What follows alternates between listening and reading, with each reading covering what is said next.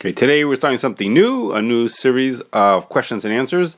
And for our first question is about a person wants to know if they can buy pre-cooked rice that doesn't need to be refrigerated, and you just stick it in the microwave and just warm it up. The person wants to use it for traveling, thinking that, of course, when he'll go into a non-kosher hotel, he'll double wrap his things in the non-kosher microwave. The question is, the only ingredients were rice and salt. Rice and salt are, of course, kosher. So sounds like it's a great idea. It doesn't have a hechsher, but it seems like it should be straightforward enough, and it would be a great thing to take along when they travel, because they can have a nice hot meal wherever they go.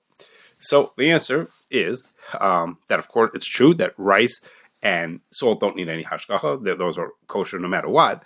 However, here the reason why this needs hashgacha is because of the processing. That is, Chazal made an isser, which is that a person, when you have a food that meets two criteria, one is that it's something that's not edible raw, it's einan achachai, and it's fit to be served at a fancy event, that's called oila shulchan lachem, then the rule is that the food is not kosher unless a yid was involved in the cooking of the food, and we call that bishul yisrael. So rice is not edible raw, and rice is fit to be served at a fancy event, and therefore rice needs to be bishul yisrael. So if this pre-cooked rice would have a hashgacha on it, the hashgacha would make sure that in fact the rice is bishul yisrael. But if it does not have hashgacha, then presumably no Jewish person was involved in the cooking, and therefore this food would not be. We would not suggest you would not be allowed to eat this food. Now, the question really was about this fully cooked rice. But the truth is, there are actually some plain rice products that are not that don't present themselves as being fully cooked, that actually have the same kind of a problem. Those tend to be the ones that are called instant rice.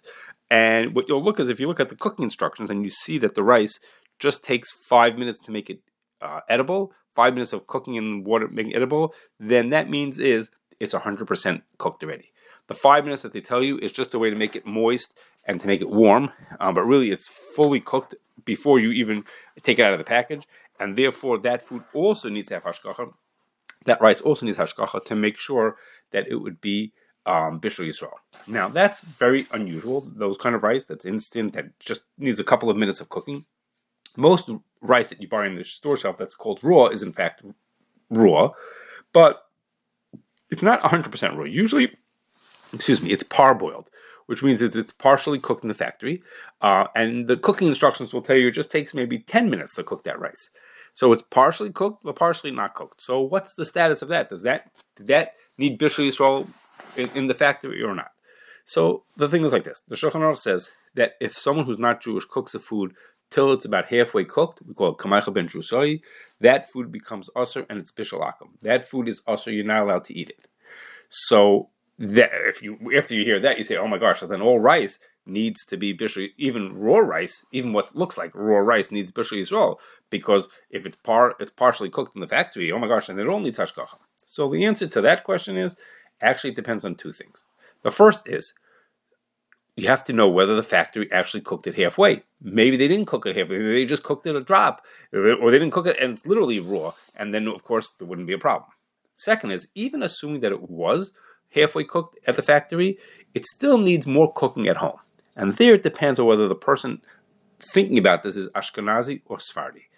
Ashkenazim follow the Ramah, who says that even though when the guy cooks it halfway, it becomes bishul akum, and it is also to eat at that point. But if a Jewish person is involved in the end of the cooking, that's good enough and makes the food and the rice would be mutter. So it leaves, when you buy it, it's bishul akum. But when you finish the cooking in your house, it becomes bishul yisrael, and that's perfectly fine. But Sephardim don't agree with that. The Shulchan Aruch follows this. For Sephardim, does not agree with that. And he says once it's bishul akum, it's finished, and the food does not become mutter when a yid does the cooking afterwards.